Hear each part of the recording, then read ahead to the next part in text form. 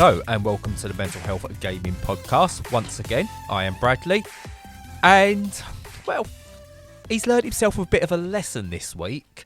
He's found out that if you don't take urban legends seriously, someone always gets hurt. As he found out when he done the curse of C'est la Vie. He put a camera into a room, he played the song C'est la Vie, and from nowhere appeared the cast of Bewitched as they started to sing along. It happens every single time. Stu, how do you feel about yourself right now? Well, kind of terrified and like I'm stuck in some sort of a time loop caused by Bewitched. So, yeah, maybe a bit of context on context. So, essentially, I was watching Gogglebox with Lorraine on Friday. And when they was watching something, it was a celebrity karaoke thing or whatever, and they started having singing C'est la Vie on this karaoke, and Bewitched came out of nowhere, started dancing and singing along. Now, I've only ever seen C'est la Vie played in like that kind of way before once, and that was on the Sooty Show. They was putting on a party for kids, and the new host of it decided his favourite song is C'est la Vie, so they started singing C'est la Vie, and out of nowhere, Bewitched appeared and started singing and dancing along. So I'm now assuming that every time you've got a TV camera and you play C'est la Vie, they will appear. Ah, yeah. God, that's a terrifying thought. Coming from the 20 years in the past or however long it is. But to be fair to them, it is an all-time classic. Okay, so you go from Beethoven's Seventh Symphony to Queen's Bohemian Rhapsody to Bewitched C'est la Vie. That's all you need to know about music. Right. Yeah, no, I totally agree. Yeah, there's nobody better out there. Yeah. No. Do they... You know what else is... I was just going to say, so do they still look the same? They do, actually, yes. Which is... They do look slightly older, but not 20 years older. Oh, that's weird. No, not the cause. Oh, very good. Very good. Oh yeah, we didn't even practice that one. That was natural. Fantastic. Oh yeah, I'm happy with that. That's it. The show's done now. Thank you, everyone. See you later. I'll cut in the outro music now. We're never topping that. Excellent. To segue, back a little bit. Do you know what else is bewitching? No. Video games. True. What else have you played? Not what else? We don't even know what you played to start with. What have you been playing, Stu? Well, to start with, I've been playing a game called Cloud Cutter, which is a vertical scrolling shoot 'em up with a kind of, I don't know, really kind of old-fashioned twist. It's kind of got some modern elements and a bit old-fashioned. It's a very strange one. So basically, like, you're flying along. It's an auto-scroller, as vertical shooters are. And it's kind of got a bit of a River Raid feel to it, which is reaching back into the very dim and distant past. You've got auto fire on all the time, which is a bit like a little bit like Afterburner, particularly the home consoles. So you're flying a jet and you got to blow up enemies and enemy installations. And yeah, it's kind of like it's a bit. It has more of that feel of River Raid and of Desert Strike and games like that, rather than it does anything like, Raiden or, even the more modern vertical shooters. It seems to have a kind of... It seems to be going for it's a bit more tactical, because you blow up fuel installations and that has a cumulative effect because it blows up all the stuff and you get scores and you get, multipliers and stuff like that. And I think... not looked at it deeply, but I think that increases the prevalence of power-ups and health upgrades, because you've got a health bar, which is unusual for a shooter as well, and you've just got one life. If that's gone, it's gone, and pickups are quite rare, so I think getting a good multiplier is important. So it's kind of make sure you're shooting all the right stuff. So that's it so far with that game. So it's a little unusual, bit of a throwback, but yeah, it's okay. No, fair enough. It's very hard. I think we might get you one day to do a ranking of the STGs. Yes, nice. Horrible. Chlamydia's at the bottom. We'll get you to do a ranking of shmups, but if we look at stuff like the Rydens and the R-types being sort of like up there, where would this sort of come in there from your experience? Because it seems it doesn't sound like it's a remake of an old classic. It seems like it's a new game and a new IP and everything. So yeah, it's really unusual in that fact, because it's kind of that the whole thing at the moment, of course, is for everything to look retro and pixelated, and either 16-bit or more often 8-bit, and it doesn't look like that at all. It's it's got modern graphics and it's comparatively small team, so it doesn't look like a AAA thing by any stretch of the imagination. But the design is pretty good visually. It's just quite pleasing. But where does it rank? It's really strange because it pulls back all these old things that haven't been used for such a long time. It really does feel like going back to the mid 80s, maybe even the early 80s in terms of the way it plays. So I don't know. I think I need more time with it. At the moment, I'd say it's sort of mid-ranked. It doesn't do anything particularly wrong, but it hasn't done anything scintillating. And I think the main reason it's not doing anything scintillating is because shooters live or die on a handful of things, but one of the top things is weapon progression, and I haven't got anything yet that's kind of made me go, yes, yeah, I feel like I'm finally kicking that booty, properly. So yeah, we'll see, but it's all right so far. So sort of one of those games you wouldn't go, I really want to play that, I'm going to go and sync it out in my library. But if you was decided to play a random game one day and you happened upon that one as your random choice, you wouldn't be going, oh no. Yeah. You'd be quite happy to play it if there was just on a whim. Yeah, exactly. I think it's one of those that feels at the moment as if it needed to have taken more risks. It feels like it's a little bit safe. It hasn't introduced anything that's disruptive in a good way. And it's got one major drawback that I really, really don't like. It's got a weird kind of acceleration lag kind of thing. It's deliberate. It's programmed in.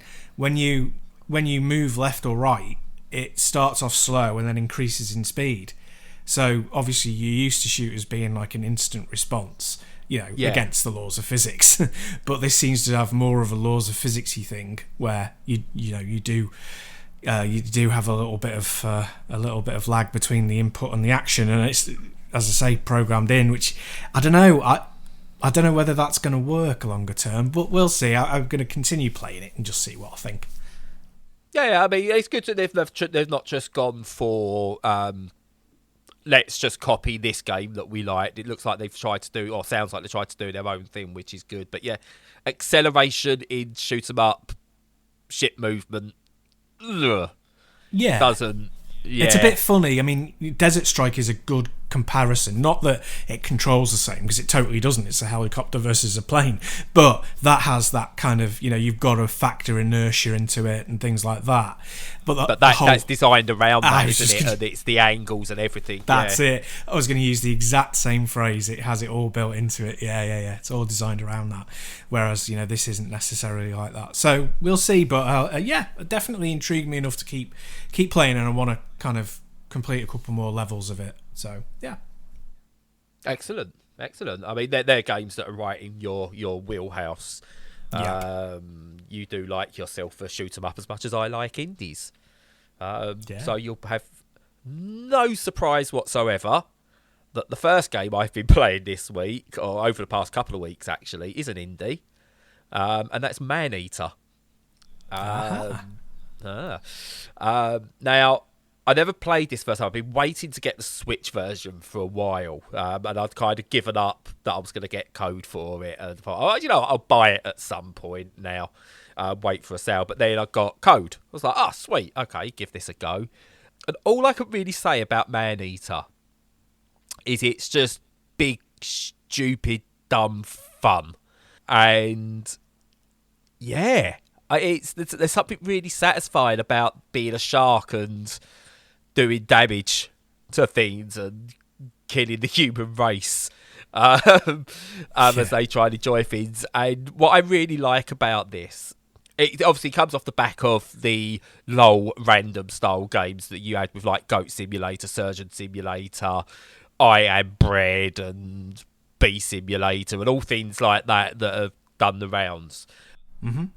But what I like about this is it feels like a game. It doesn't feel like a happy accident. So there's got a lot more structure to it, which is something I really like. So you've got a set of tasks as you go. You complete those tasks, and it kind of drives you to another area. You get stronger, so you could like take down bigger and better. Let's say foes, because they're not enemies as such. Take down bigger and better foes. You are being hunted, which I like. There's a story element to it, but it's nonsensical, which fits in.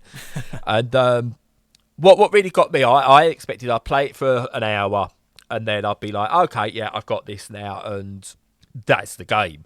But there's a lot more variety than I was really expecting from this. The tasks are all there, and we spoke last week about Destroy All Humans and how I felt that just needed to be a sandbox with various tasks. With don't really worry about the story too much, and just let me go high score chasing and stuff like that. Yeah. Well, that's what Man Eater does. It's kind of got that. Just dive in, play an hour, switch off your brain, eat things, get a score, move on. Yeah, it just doesn't outstay its welcome. Doesn't go too random or too zany and crazy that you just like.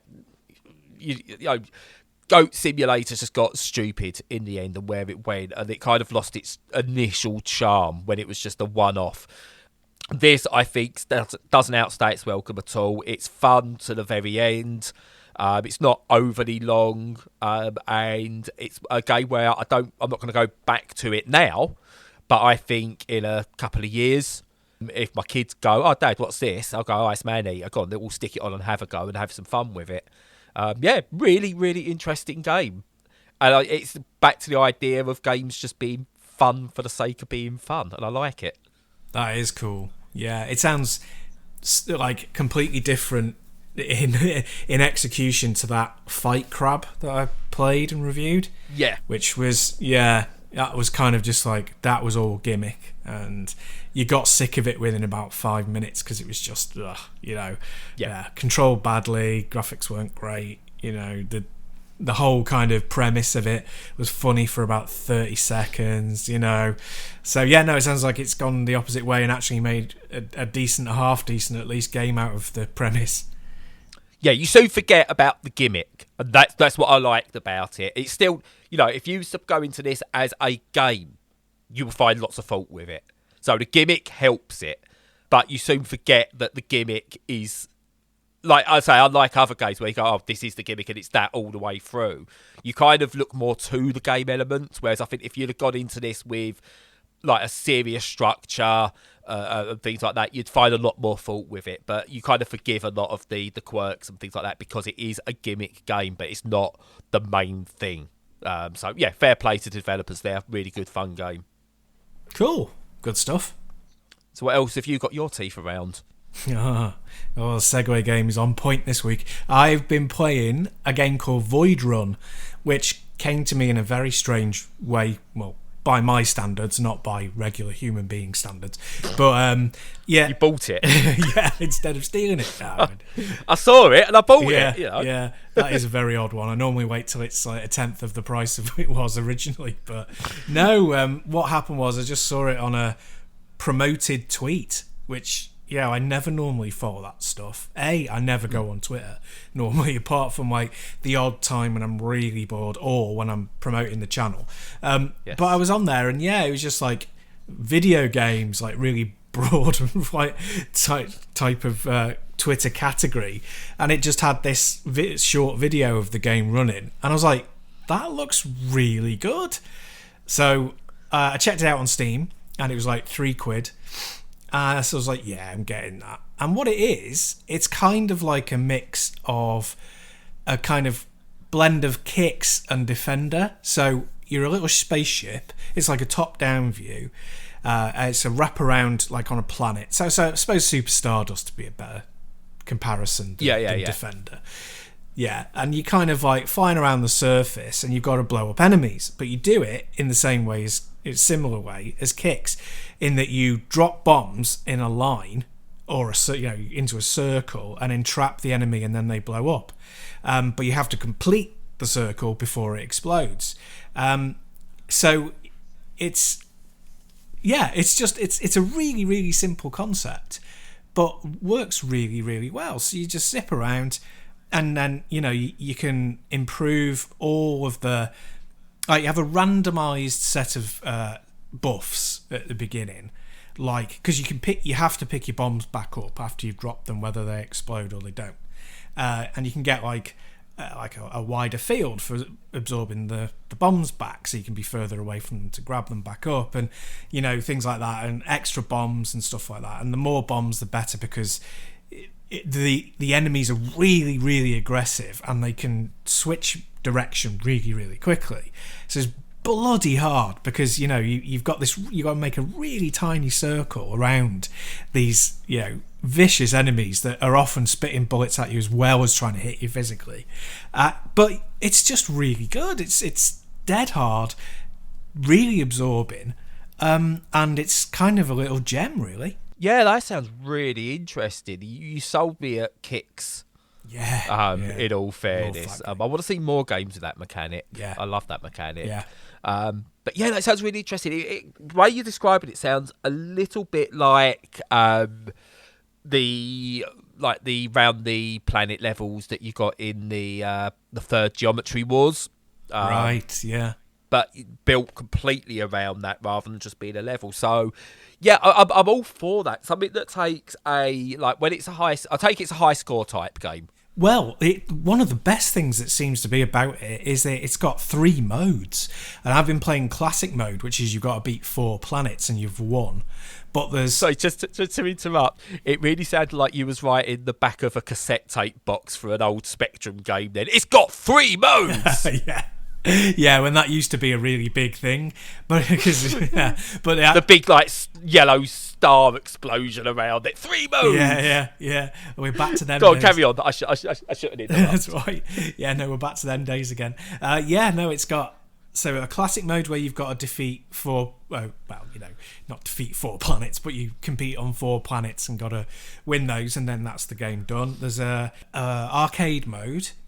Which I think is just continuous and high score, and there's an adventure mode, but I've not delved into that one. So it's got 3 different ways to play as well. So which is good, because it's a pretty simple game, and I'm pretty much assuming that the different modes are kind of like on the the VCS, where you just switched a button and they were very, very slightly different.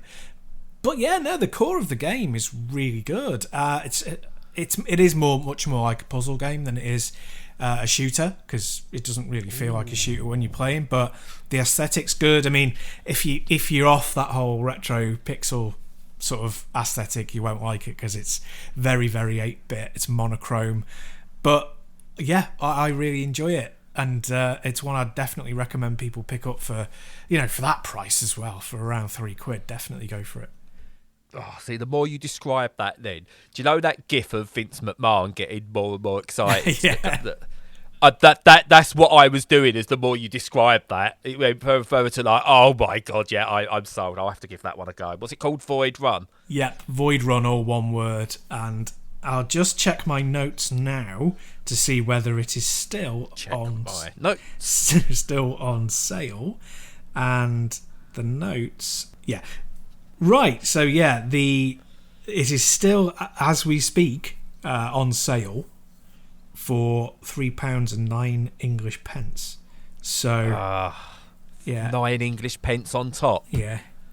Well, I suppose it's worth the push. The offer ends on the 19th of July, or as everyone calls it, Freedom Day. Yeah. So spend Freedom Day inside playing Voidrun for £3.09. Yes. Yes, please do. Don't go to Primark. No. Just... I need something to cleanse the palate now. Need something to cleanse the planet. Planet? No, not cleansing. No, that's... Please don't do that. That's very right-wing of me, that one. Yeah. We're going to cleanse the planet. But anyway. The Tories are doing a good enough job of that as it is. So yeah, cleanse the palate. That's better. Just a point of note, as a complete aside, you're mentioning good games on Steam that come out of nowhere. A game that I've really liked, and I found this because of the wonderful Mixolumia, is a game called Ecstasy, which is a Tetris cross Lumines style puzzle game. It's on Steam, it's quite cheap, it's on itch.io, it's quite cheap on there. Buy it on itch.io, by the way. Developers get a bigger cut. Just point that out, they get a bigger cut. So if you've got the money, get it on both. Get it on both. If you've bought any of the bundles, you've probably got it in a bundle as well, but there you go. But the game's called Ecstasy, as I described it. It's coming to Switch. Don't know when, but it's coming to Switch. Get it again.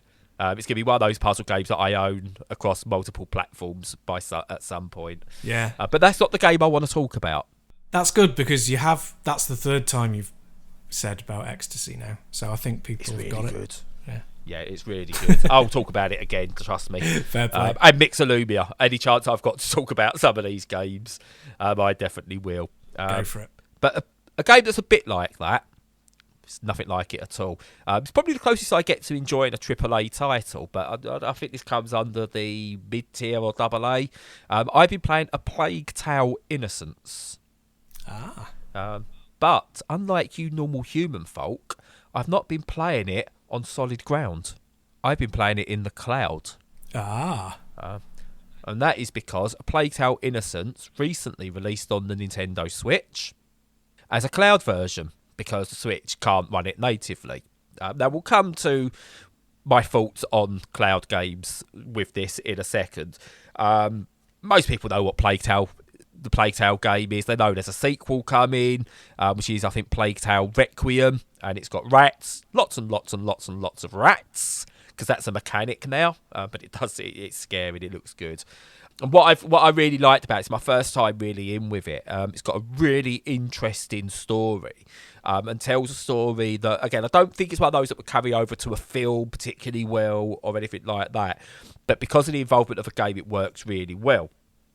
You've got these two characters, Amika and her little brother Hugo, and the story's told through their relationships and their progress through the world they're in.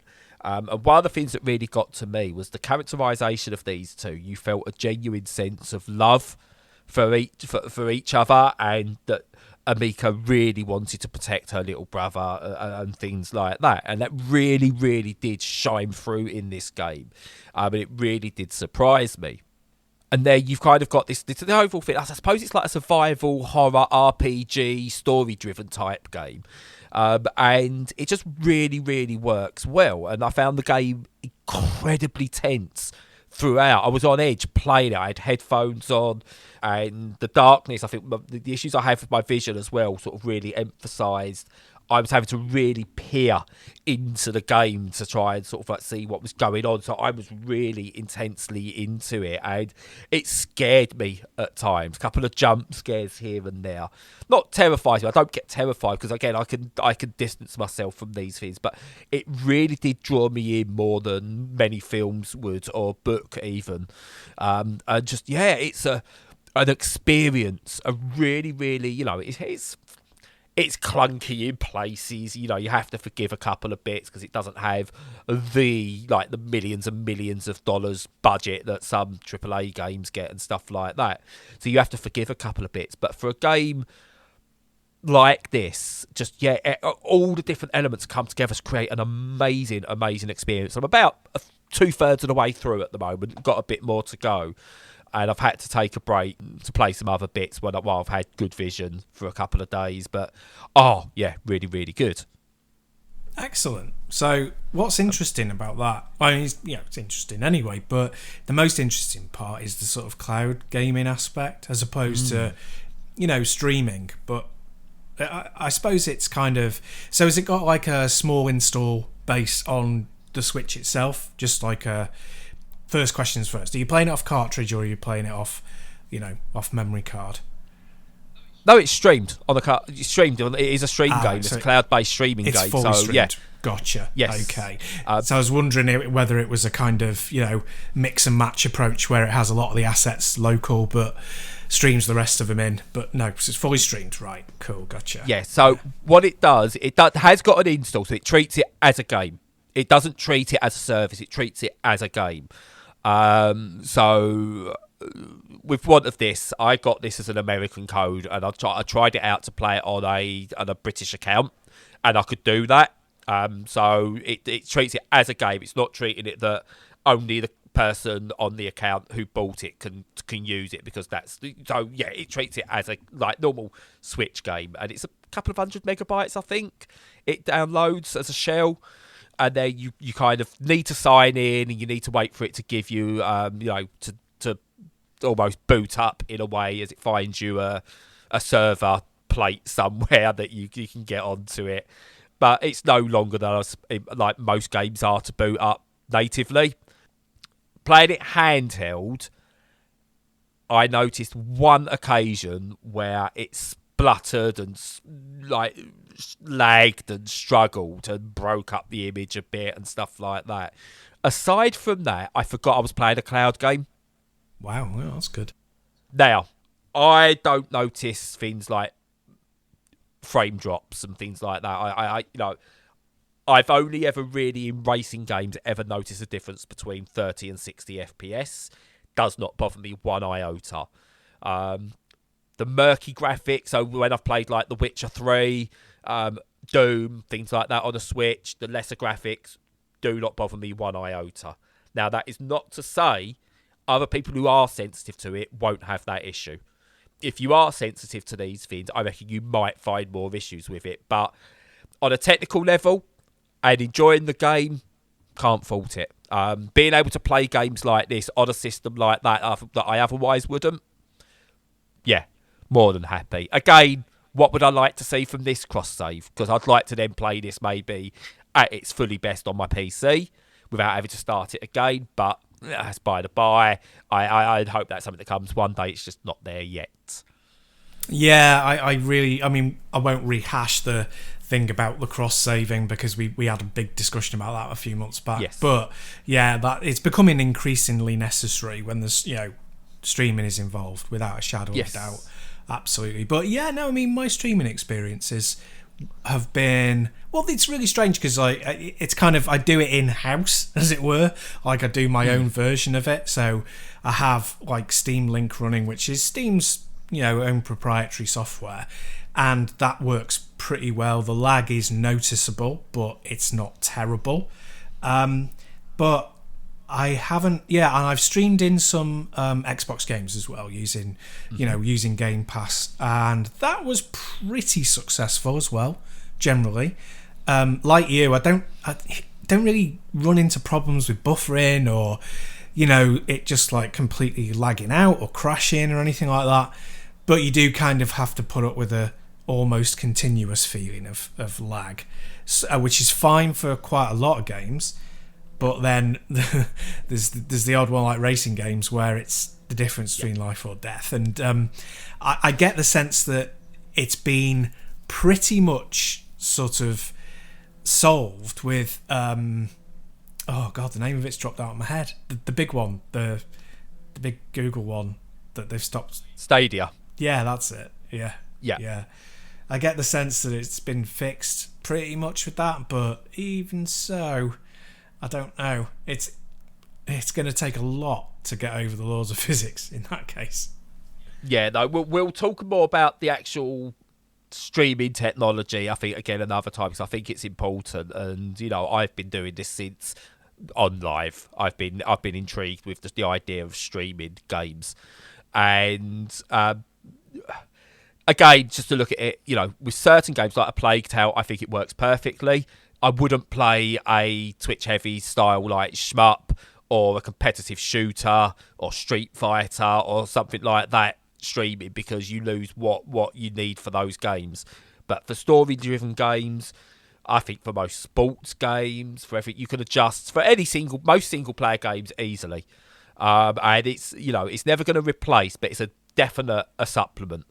That if you can't get to your console for whatever reason because you've got family that are using that TV, if you can play it on your phone or a monitor somewhere, streamed as an alternative, that's what it should be for. Now, the issue I do have with games like A Plague Tale on Switch, Hitman 3 on Switch, and Control on Switch are the main ones I know of, it's the pricing. They're priced as full-price titles. and I don't think they should be. If your only option is for streaming these games, I don't think they should be full priced. I'm not saying they should be stupidly cheap, but I think you should be looking at 2/3 the price of a retail release of those games. Yeah. Personally, because you are getting a slightly cut down experience if you was playing it natively. I done the demo of Hitman, and I did struggle with that a little bit. I think there's so much going on. Control, I didn't really enjoyed Control, but I didn't want to pay out 40 odd quid for that game. I think if someone said to me you can play this game streamed only for 25 quid, all day long, and then I don't mind if that service goes off in 3-4 years or whatever after the end of the system's done. Don't really bother me. But if I'm paying 40, 50, 60 quid for it, then we've got issues. Yeah. Maybe this is how we look at renting these games now. You either subscribe to a service a la Game Pass, or you can rent them the same way you used to rent video games from your local video shop or Blockbuster or whatever. Maybe that's what we do. £3.50 for a few days or something, or one or the other, but we can't be charging full price for these cloud games. I agree. I think it should be more in line with the model that you mentioned, where when you're streaming a film, which I don't do all that often. Well, God, that sounds really dumb. Of course, I stream constantly through Netflix and Amazon Prime and stuff, but I don't very often rent or buy stuff because I rely on Netflix and things like that because it's just easier, and I go to the cinema all the time as well. But I think they need to do that. And so when you go onto its homepage or wherever on the front end of your front page of your console, it has stream rent to stream for like $8.99 for however long, 2 weeks, a month, or full not full price but slightly lower than full price, say like 30 quid, £30.99 to quote unquote own it. But to have the traditional pricing model against something that not only you never own but you likely never play again, doesn't work for me. No. But it's a new. I mean, the way you've got to look at it is a new technology. So I'm not gonna go in like 2 feet and just go, no, how dare you do this or anything like that. So yes, and you do have to think about, and like you say, it's a bigger debate, but you do have to think about the developers, because if their publisher's going to be pushing them down that route of having it all streamable, you don't want to see all of their revenue just evaporate because the pricing is ludicrous. So I agree. Just got to look at the way Spotify's handling and the lack of money like artists get from Spotify and stuff like that. So yeah. But anyway, that's a whole discussion probably for another podcast. Any other games from you, Stu? Well, nothing new, but just another little bump for Streets of Rage 4. So I'm now onto my third version of it. So I ordered the signature edition for the Switch back when I had a regular Switch, and now I have only the Lite. So I play it on handheld on the bus and occasionally on the sofa. And I had it on Game Pass and got dead far on that one, and now I've bought it on Steam so that I've got a permanent copy, and I will be buying the DLC as soon as I can. So I just dip into it every now and again because it's the perfect street brawler game. I think it's after investing about a year in it, I think it's the best one. And it really pains me to say it because it means that I have to say that neither Alien vs Predator, which by Capcom from 94, which is my personal favourite, or Guardian Heroes, which is absolutely amazing, neither of them are the best anymore. And none of the others. Not Final Fight, not any of the classics. This Streets of Rage 4 is, without doubt, the greatest of those beat-em-ups ever made. Have you been booted out of the retro club? Yeah, that's it now. Torn up my membership card and all sorts. Yeah. Oh well. You're a modern gamer, so boot up the FIFAs, boot up the Call of Duties. That's it now. Yeah, but it is lovely that every now and again something surfaces that it's good enough, but exactly like the old stuff, but new enough, and like all these things mushed together to both sort of stand on its own and honour the past and be the best in its genre. It very, very rarely happens. I think Nintendo do it more often than most, but outside of Nintendo, it's quite rare. So it's nice to see. I'm willing to get sort of hand-drawn and quartered for this, but the holy trifecta of Tetris 99, Puyo Puyo Tetris, and Tetris Effect are the best Tetrises in the world. They make it very difficult to go back to NES Tetris, Game Boy Tetris, and all those slightly older ones for me. Yeah. I think they've taken Tetris, what it is, they've modernised it in the right way, and the modern versions are better. And now I've been booted out of Tetris Club. Yeah, that's you done. Get hung, drawn, and quartered. They'd probably like cut you into bits and then drop you down a well so that you fit perfectly symmetrically. Hey, nicely done. It'd be like the end of the world for me.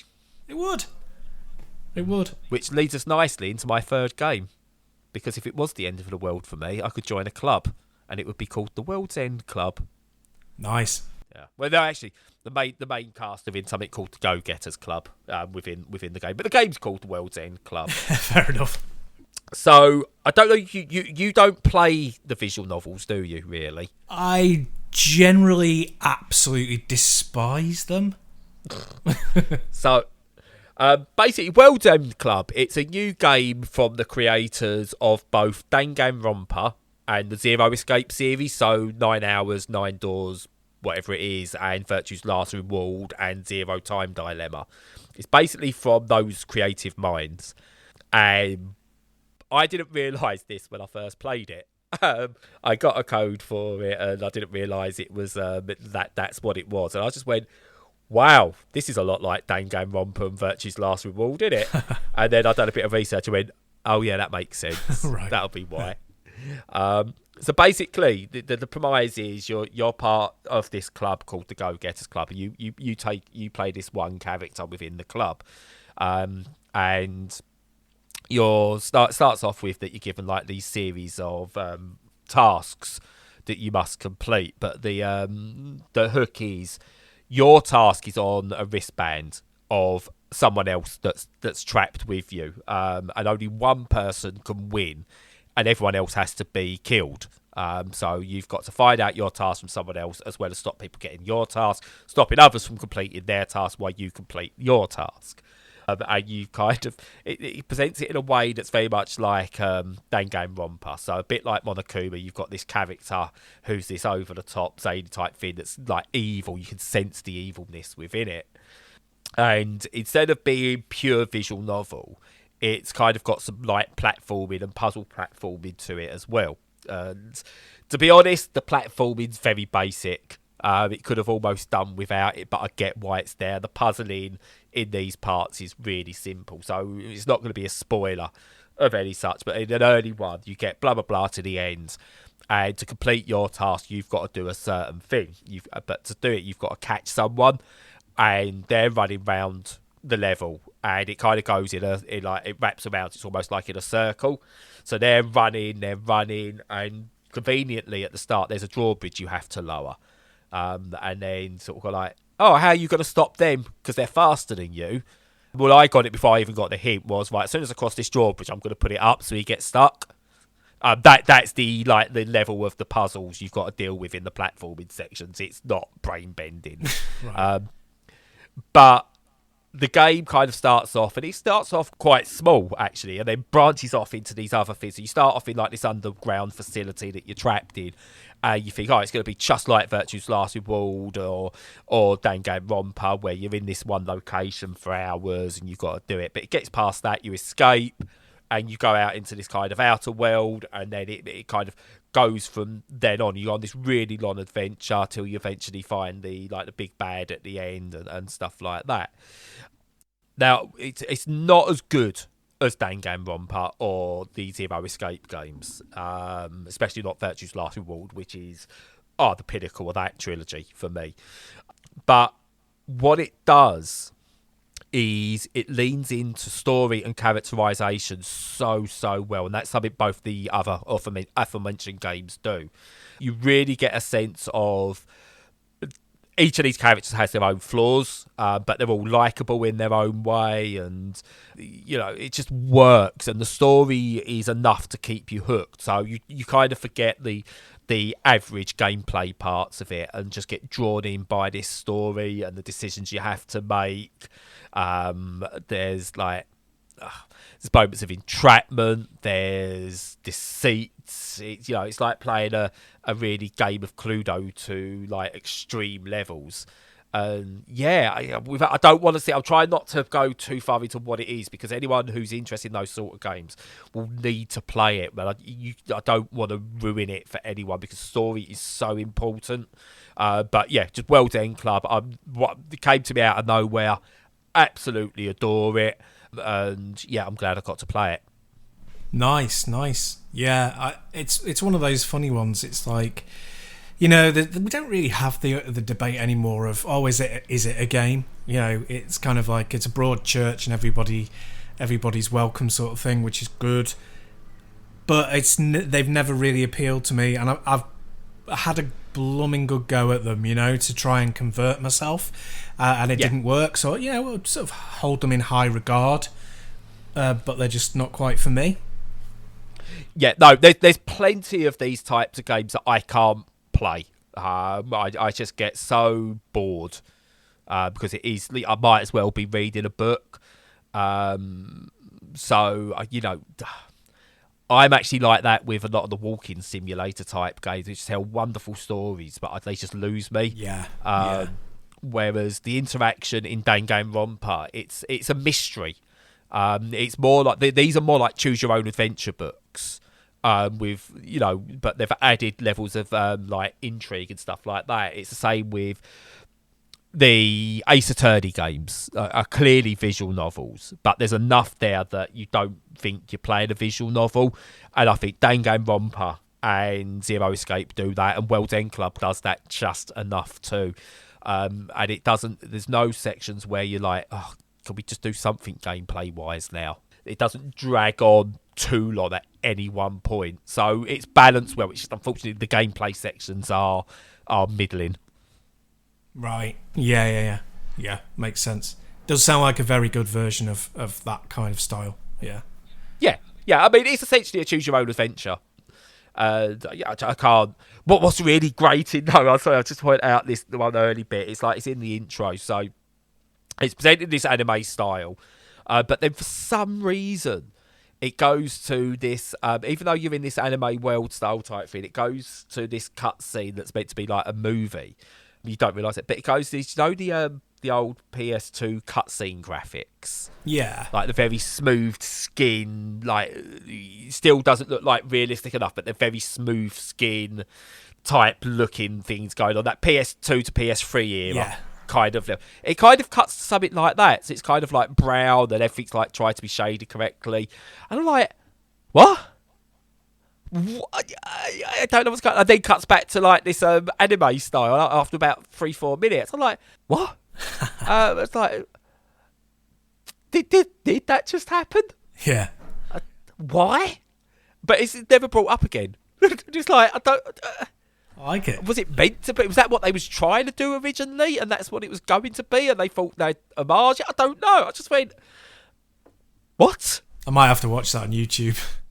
Yeah, if you can find the first half hour of the game, it's worth watching. But yeah, it's a really good game. Really, really good. Glad, again, another one I'm glad I got to experience. Cool. Yeah, nice one.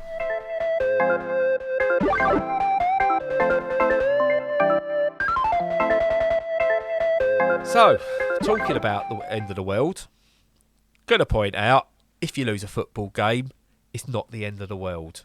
We can accept that, can't we, Stu? Well, you and I definitely can, yeah. So, just to point this out before I go any further, I am a football fan. I'm a Liverpool fan, and I get and I completely understand that when you lose a game of football, especially a big game of football, it's okay to be pissed off, annoyed, upset, whatever, for a little while after the game's done. But that does never excuse some of the actions that were seen after England lost to Italy in Euro 2020, which is weird saying that because it took place in 2021. But they spent money on the branding, yeah, branding and everything. Yeah, UEFA aren't ones to sort of waste money, so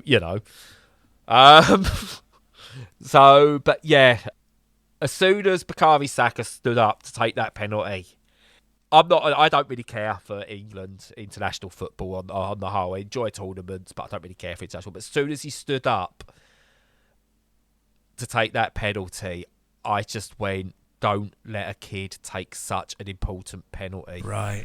Do not let a kid do that, especially Gareth Southgate as manager, who's been through what happens if you miss a penalty. Don't put a kid in that situation. Even if he stepped up and went, no, coach, I'm good to take it. I want to take it. Don't ever do that. He's a child. At 19, he may well be legally an adult. He is still a child in the grand scheme of things. And that's before you even get to the obvious thing of him being black. As soon as he missed it, my first thoughts were he's going to get abuse for missing a penalty, as any player does these days, but he's also going to get a ton of racial abuse. And I just, it makes me despair. I felt depressed for a couple of days after this. Again, not because England lost. That I didn't really care. I enjoyed it as a neutral, that game, but because people were racially abusing him, Marcus Rashford, Jadon Sancho, just because they're black. Go back home, you're not welcome in this country, all kind of things like that. And it really, I kind of sat there and just went, all the progress we've been making, undone in an instant. Undone. And then you saw there was a mural of Marcus Rashford in Manchester that was defaced with racism, and that was depressing to see. You saw Tory MPs, one of them attacking Marcus Rashford, saying that if he concentrated more on his football rather than getting into politics, he might not have missed, and stuff like that. And it was just like, I didn't know what to say. But then my depression was lifted. I thought, oh Christ, I'm dealing with this badly, and seeing it, I can't imagine what it's for them. And then I saw the positives of this. The Marcus Rashford mural, locals covering up the hate speech with messages of positivity and love. People drowning out the abuse of Bukayo Saka and Sancho on their social media. And then these players themselves calling out politicians for their hypocrisy.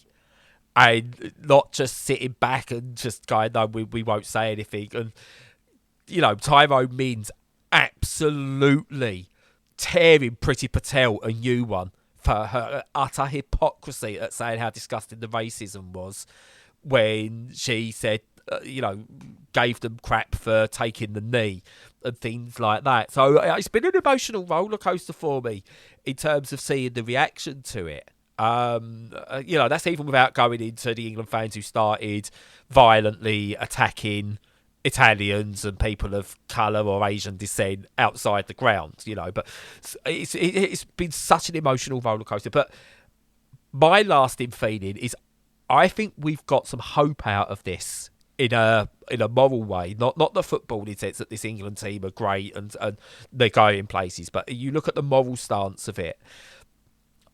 I got hope out of this, which is really bizarre to say, knowing that there was such a racist backlash. What do you think of the last few days? So, yeah, I kind of agree with what you said. I think there's a lot of hope in there. What sort of really strikes me is if you get a real sense from your politicians that they've got something invested in a particular feeling, a particular emotion, in a negative way, then they're the ones who are doing the gesture politics. They're the ones who are, they're not really politicians anymore. They're just a group of entitled people at the top who have more power than they should.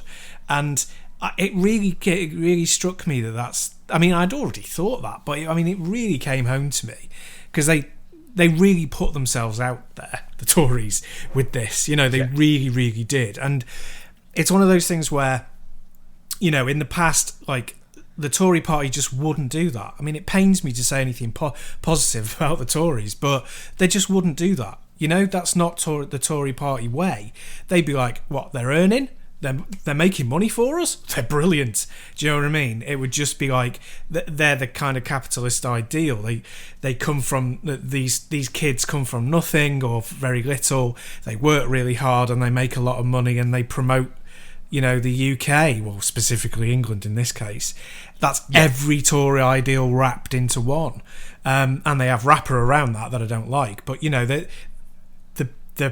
the Tory ideals, as it were, are just, not aligned with me, but they are not necessarily all bad or, definitely not all evil. But everything that this particular incumbent government is doing is all evil, And it sounds like an exaggeration, but it really isn't, because they're a group of very talentless people. They are... a lot of them will have sociopathic tendencies. They only care about money and power and their own furtherment, and they manipulated the Brexit whole situation so that they could further their own personal agendas, and it benefits them to keep playing the old tunes. It's like Trump, it's like keep going out there, keep playing the old songs, get everyone behind you, and their song is xenophobia. Everybody but us is bad. Everyone but us is wrong. You're either in with us doing the thing that we want you to do, or you're completely alien and you're wrong. And it's not like, it's a typical kind of right-wing thing. It's like racism is just easy. It's just an easy peg to hang your coat on. But it's to me, it comes across more of a xenophobic ideal of, we were at our best when we were at empire. When you're in empire, you're gaining money and power from everybody around you you've conquered. We don't conquer anyone, and we're only a minor country now. Therefore, we'll withdraw into ourselves, and we'll play act like everything's like it used to be, and that means by resenting and hating everyone outside of us. And I think that there's a very powerful core that are doing that, and they are the government, unfortunately. And I think that it appeals to a minority group of people, and unfortunately it only take the Marcus Rashford mural thing is a great one to use as the comparison, because it takes one person to deface that, and it looks like that's the face of English nastiness, racism, violence, aggression, ignorance. But a whole community came round and put beautiful things on top of it, and it's like, so you've got to put it in proportion. So there are horrible people out there always were and always will be. But I genuinely believe the majority of people are nice, and that they are good people, and that they are not racist or xenophobic. And to be represented at a higher level by this government is disgusting to me, because it's not the truth. So yes, there is good to pull out of it, and it is things like people rallying round and making that mural beautiful again. Yeah, and it does fill me with hope. I say my initial thing was just...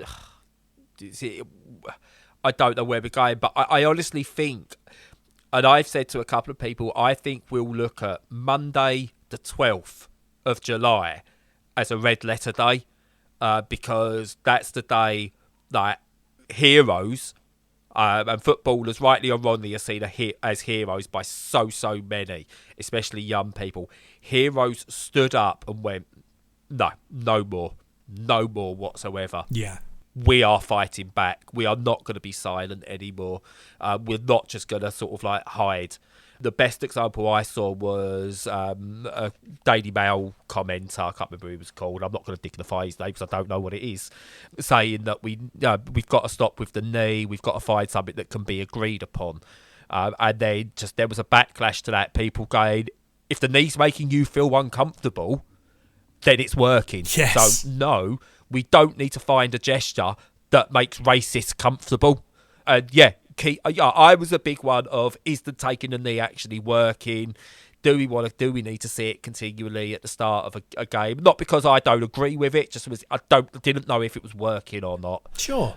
But it's working. It's slow and it's working. Do not stop. Yeah. Continue taking the knee. If it is just gestures from some, doesn't matter. You are supporting those who it really matters to. Yeah. And if you're a racist and you're in sport and you don't want to support it, don't. So we know who the you are. Yeah. Yeah. But there's something in me now that looks at it and goes, a better world is being created for my kids. It is being created. We might not be seeing it fully at the moment, but it's like we was taken completely unawares by what led to Brexit and things like that. We were taken completely unawares. It came out, Trumpism came out of nowhere in the end. If people remember in 2015, 2014, and like he was laughed at, the idea of him running for presidency. It was mocked because it came out of nowhere. But it empowered the wrong people. I think we are starting to see the empowerment of the right side, not the right, the correct side, the left. I don't want to say left or anything like that, but you know, the good in people starting to come out. We're starting to see it. You've had sports stars that have completely fallen on their sword before, and to make this happen. Colin Kaepernick, you know, he destroyed his own career to make this happen, and we're seeing now the fruits of that with modern footballers, with Marcus Rashford. He put out a tweet apologising for letting the country down, and he got lots of support of that guy. You haven't, and I put a reply to that, or a retweet on that, basically saying along the lines of, you know, you've done anything but let the country down. You are, you know, whether it's, you know, mainly off the pitch. And this is coming as a Liverpool fan, blah, blah, blah. I would happily chant your name at Anfield. That is the one thing I'd love to see. Marcus Rashford, a Manchester United player, next time he's at Anfield, get his name chanted. Show that solidarity that, we know, football's football. Boo him if he dives. Boo him if he scores a goal or whatever, because you do that. But when he steps onto that pitch, chant his name, because the politicians, those in power, the racists, the xenophobes, everything, they're scared of him. They are scared of him. They are scared of other footballers who are starting to speak their mind. And for me, someone who you're often told when it's to bring this more to a personal thing, you're always told, don't worry about the big things. You can't control that. But they're often the ones that hit you the most. You sort of look at it and go, well, what's the point? What's the point? And that can send you into a spiral. But on the flip side, when you see things like this, that gives you hope. That gives you a reason for wanting to push forward and see what comes next. So yeah, as horrible as it was seeing the initial reaction, what followed straight on from that is just it's filled me with joy in a way. Yeah, I don't want to say racism. I mean, don't take the soundbite of racism's filled me with joy, but essentially that's what's happened. Well, it's great to see the pushback, and it does prove that most people are both decent and that they've had enough of this. And I think that, like, it brings me back to something that Stephen King said, is like he writes his books around this, in that he says, like, all evil is kind of it, but it might be flare up strong, but it's actually very weak and doesn't last very long, you know, in the longer term, in the scheme of stuff. And standing up to it is the thing that it snuffs it out, and very quickly. And I think that, you know, I think that's really started to happen, because I think particularly with like Windrush, and I mean the Windrush thing, I think didn't hit as many people in the feels as it should have, but it did quite a few people.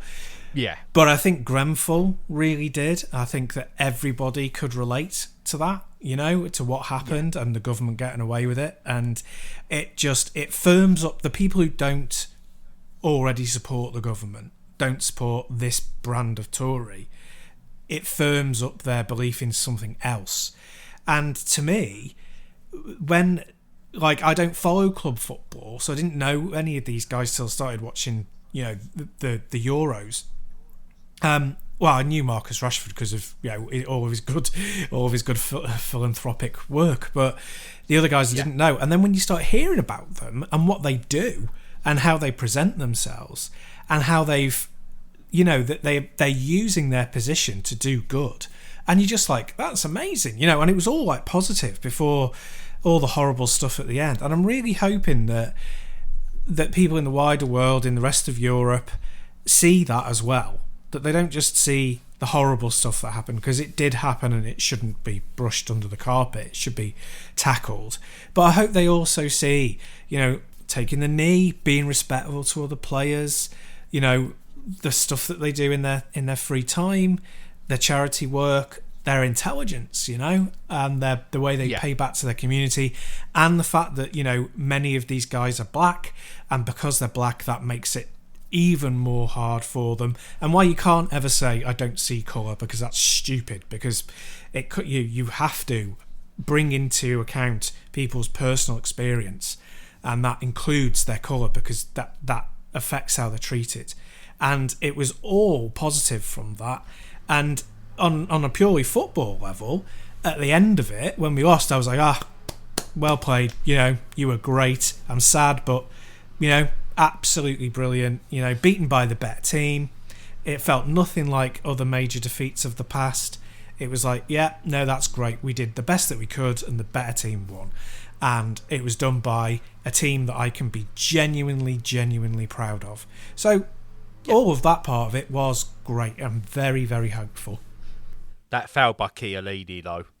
Yeah, I know, I was crazy.